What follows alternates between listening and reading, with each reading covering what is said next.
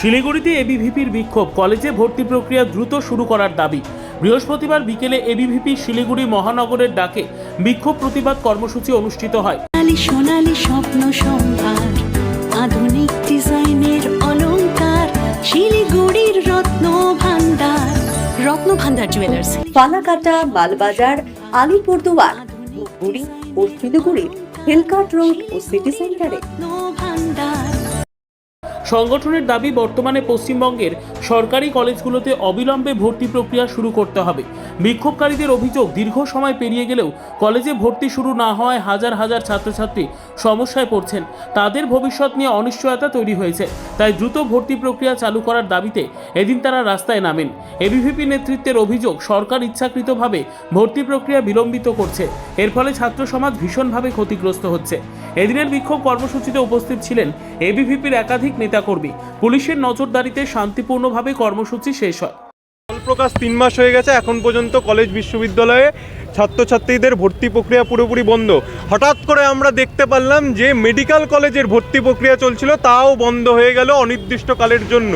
তো আমাদের স্পষ্ট দাবি, যতক্ষণ না কলেজ বিশ্ববিদ্যালয়ের যে ভর্তি প্রক্রিয়া আবার শুরু হচ্ছে, এবিভিপি লাগাতার পুরো রাজ্য জুড়ে আন্দোলন চালিয়ে যাবে।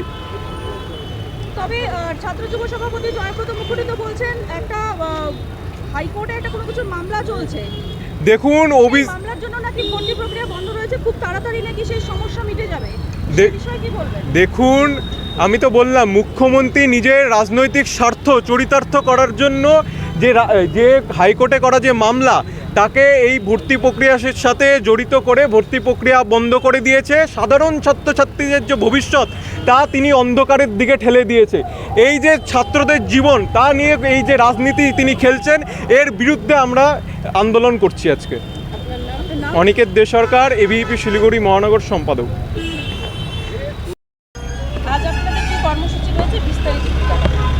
ইতিমধ্যে আপনারা সকলেই অবগত রয়েছেন, মে মাসের 7 তারিখে উচ্চ মাধ্যমিক পরীক্ষার রেজাল্ট বেরিয়েছে।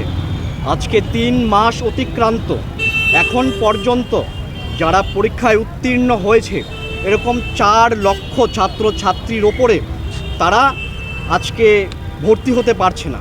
সেই সাথে জয়েন্ট এন্ট্রান্স এক্সামের কোনো রেজাল্ট বেরোচ্ছে না, এবং এদিকে আইটিআই, পলিটেকনিকের সমস্ত স্ট্রিমের ভর্তি প্রক্রিয়া বন্ধ, এবং চিকিৎসা বিভাগের যে ভর্তি প্রক্রিয়া সেটাও বন্ধ রয়েছে।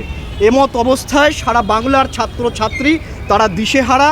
বাংলার যে শিক্ষা ব্যবস্থা সেটি একবারে মাটির সঙ্গে মিশে গিয়েছে। বাংলায় শিক্ষা ব্যবস্থা বলে কিছু নেই।